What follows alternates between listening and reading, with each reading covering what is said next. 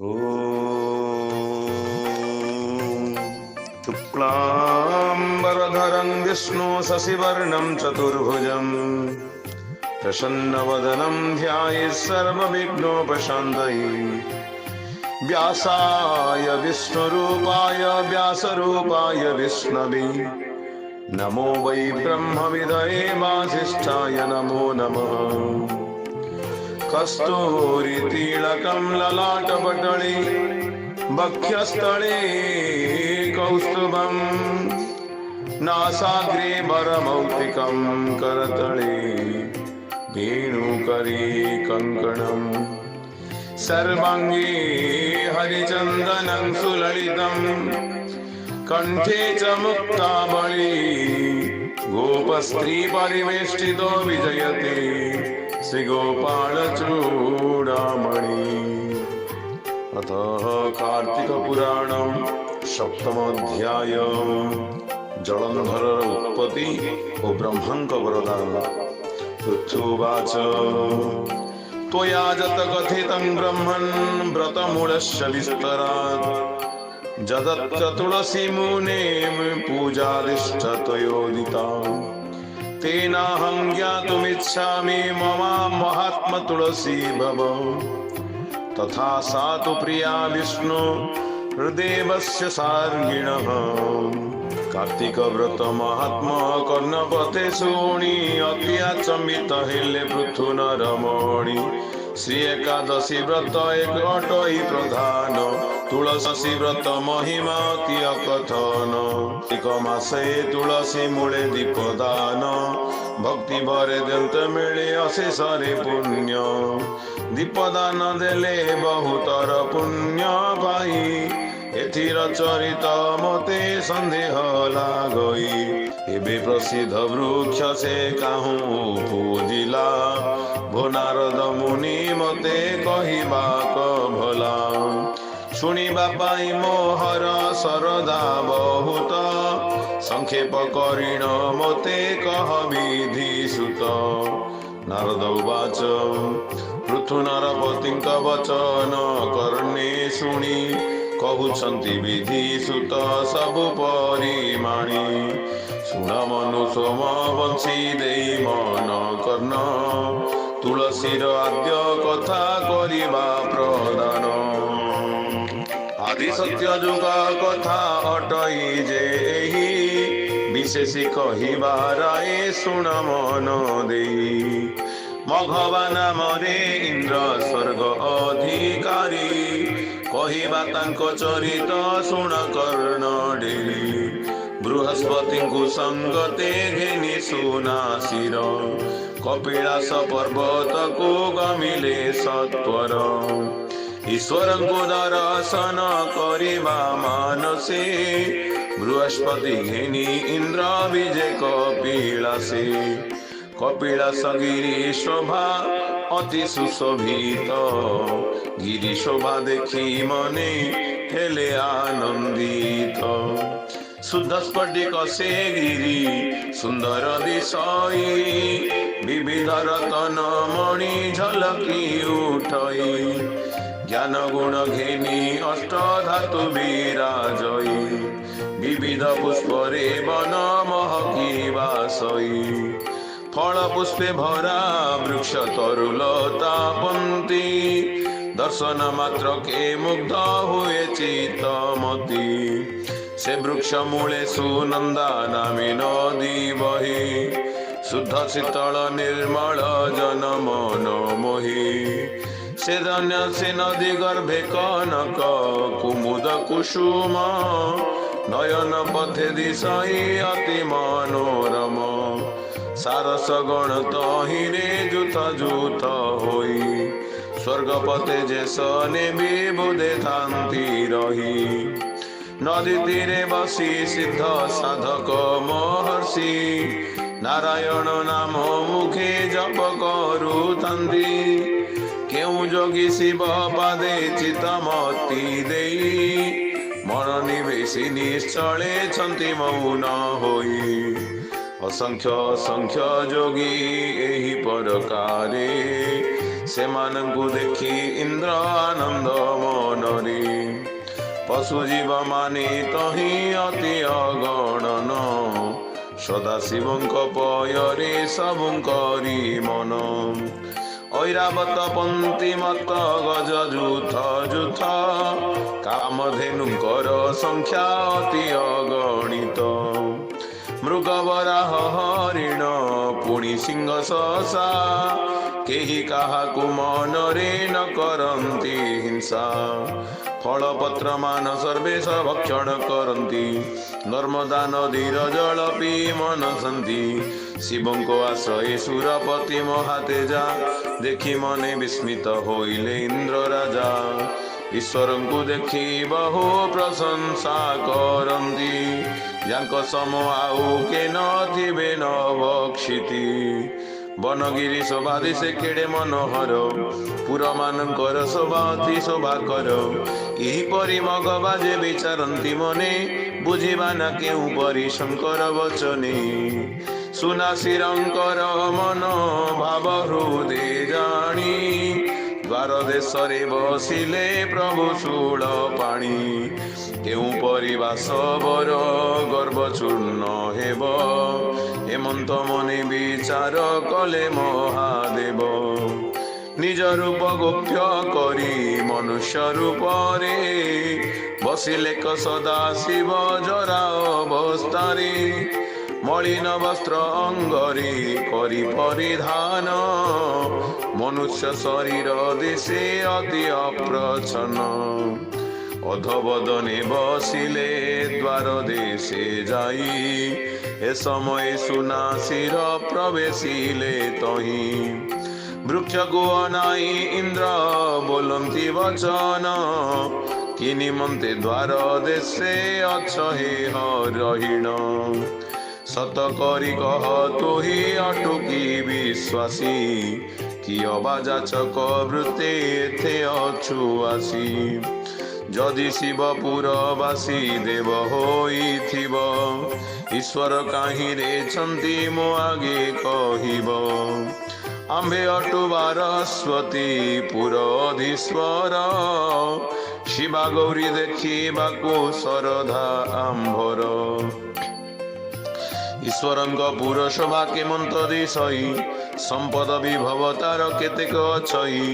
ଦେଖିବା ପାଇଁ ଶରଧା ଅଟଇ ଆମ୍ଭର, ଜାଣିଥିଲେ ସତ୍ୟ କରି କହ ଆମ୍ଭଠାର।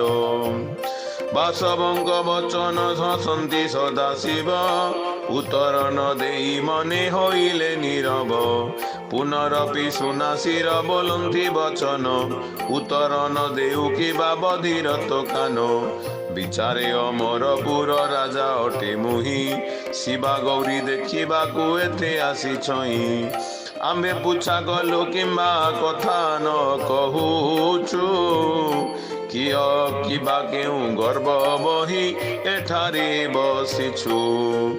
ଇନ୍ଦ୍ରଙ୍କୁ ଚାହିଁ କ୍ରୋଧେ ବୋଲନ୍ତି ଶୂଳଧର, ଆମ୍ଭର ନିକଟେ କର ଏଡ଼େ ପଚାତର। ଏତେ ବୋଲି ଦନ୍ତ ଓଷ୍ଠ ଚାପି କ୍ରୋଧ ଭରେ, ଉତ୍ତର ଦିଅନ୍ତି ଅତି କର୍କଶ ଭାଷାରେ। ଈଶ୍ୱରଙ୍କ କ୍ରୋଧ ଦେଖି ଦେବ ସୁନାସିର, କୁଳିଶ ଶକତି ଧରି ଆପଣା ହସ୍ତର। ରଜସ ଗୁଣେ ଜର୍ଜର ହୋଇ ସଚିନାହା, ରୁଦ୍ରଙ୍କ ଉପରେ ନେଇ ପ୍ରହାରିଲେ ତାହା। ସେ ବଜ୍ର ଗୋଟିକ ରୁଦ୍ରଙ୍କର କରେ ପଡ଼ି, ଜଗତକୁ ଶୁଣାଗଲା ଯେନେ ଘଡ଼ଘଡ଼ି।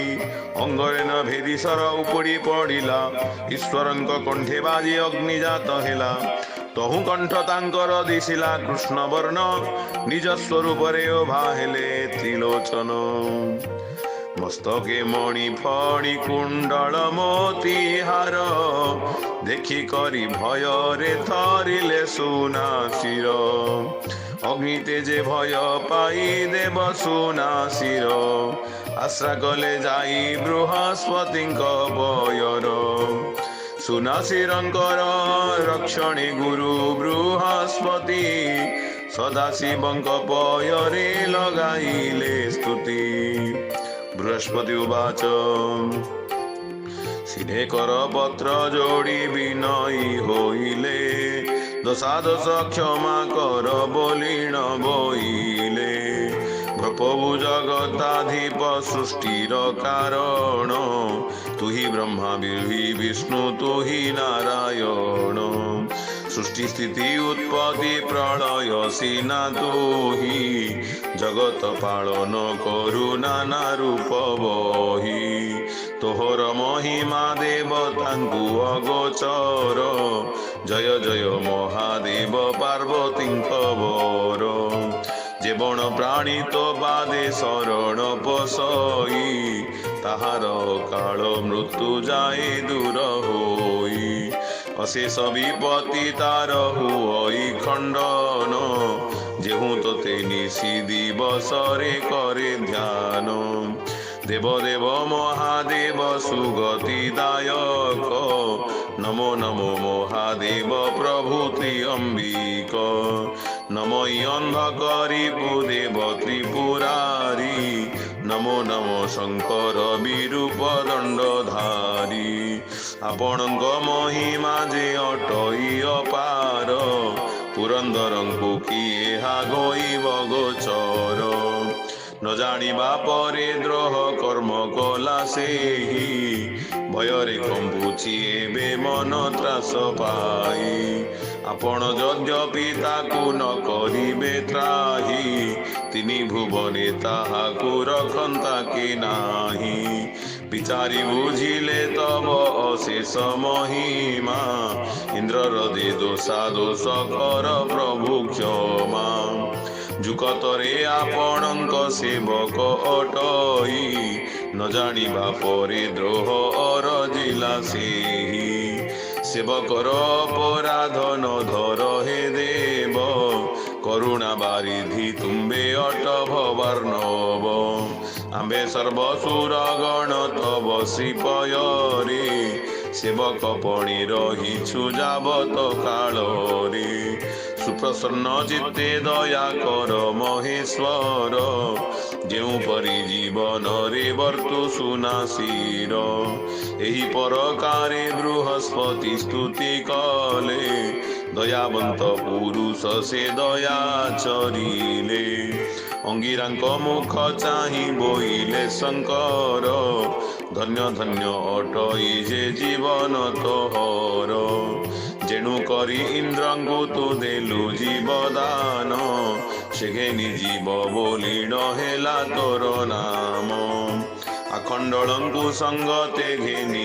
एबे जाओ अमरपुर मध्यरे आनंदरे थाओ रुद्र आज्ञा पाई इंद्र जीव संगतरे प्रवेश होइले जाई बारस्वतीपुरे तहु परे महादेव होइले अदृश्य एथु अन्ते शिवंकर कथा शुण दिव्य रस शिवंग कंठरे जेउ अग्नि जात हेला धरणी आकाश गोटी तेज विकासिला देखी करी महादेव मने चिंता कले से अग्नि की आपणार हस्तरे धोइले गंगा सागर जेवण ठारे हंती भेट से अग्नि की फिंगी देले तहिर निकट तहु से ठाबरु चली गले कपिलास एथु अनंतरे कथा शुण नृपईश से रुद्र अनल जल मध्यरे पड़िला बालकर रूप गोटी तक्षणे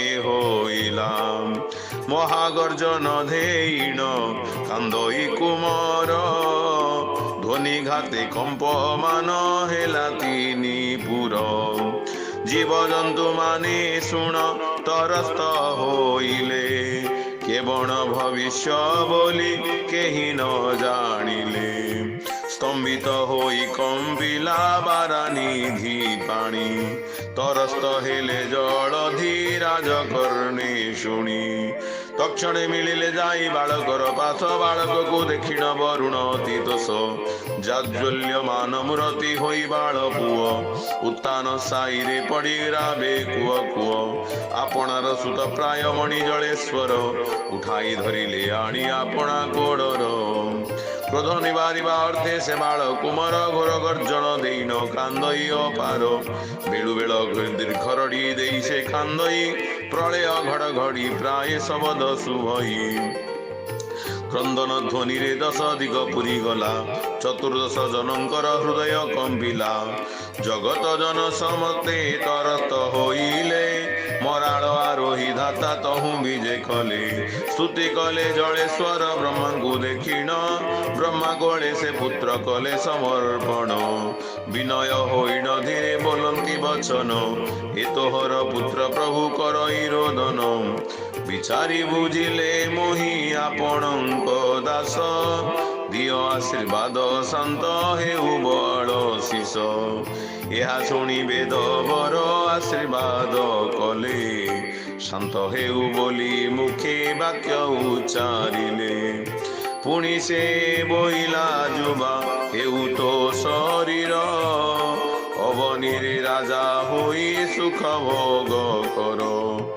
ଜଳର ମଧ୍ୟରୁ ଯେଣୁ ହେଲୁ ଅବତାର ତେଣୁ କରି ଦାମୋଦର ହେଉ ଜଳନ୍ଧର धाताज्ञरे कुमार शांत कुल विला बालक अवस्था जाई जुबा पालटिला युवक शरीर घेनी से बाल कुमार धातांग चरण तले कला नमस्कार सिरे कर पत्र जोड़ी विनय कुह कहई आपणଙ୍କ आदेशरे राजा मुअटई किंतु आपणଙ୍କ सम मंत्री एक जन मोहर निकटे आनी कर समर्पण सेई मते शिक्षा देव राजनीति मान शुणी करी वेदपति हेले सुप्रसन्न शुक्रमुनि की स्मरण कले मने मने जानी शुक्रमुनि प्रवेशिले तदक्षणी से भृगुसुत धाता को कले नमस्कार तांकु कल्याण करी बोलंती वेद वर सकल गुणे भूषित अट भृगुसुत तुम्भठारे कार्य जान अछई बहुत सिंधुसुत जलंधर आंभर आज्ञारे राजा होई रहिला से मर्त्य मंडल रे से होइले राजा तुम्बे हेवतार मंत्री एणु करी तुम्भंगु जे आणुलुनी मंत्री एतेक कहिण वेद भर चली गले ब्रह्मलोक रे जाइन प्रवेश होइले से ब्रह्मांक श्री चरण तले नमस्कार भणे दीनहीन नाक पाळ दुराचार भणे दीनहीन नाक पाळ दुराचार से ब्रह्मांक श्री चरण तले नमस्कार से ब्रह्मांक श्री चरण तले नमस्कार बोल आनंद कवार हरि हरि बोल इति श्री पद्म पुराणे उत्तरखंडे कार्तिक पुराणे जलंधर उत्पत्ति ब्रह्मांक वरदान कथने भक्तना कपाल कृते नाम सप्तमोऽध्यायः भीमस्यापि रणे भंगो मुनिरोऽपि मतिभ्रम यदि शुद्धम शुद्धं वा मम दोषन विद्यते आकाशात् पतितं तोयं यथा गच्छति सागरात् सर्वदेव नमस्कारं केशवं प्रति गच्छति।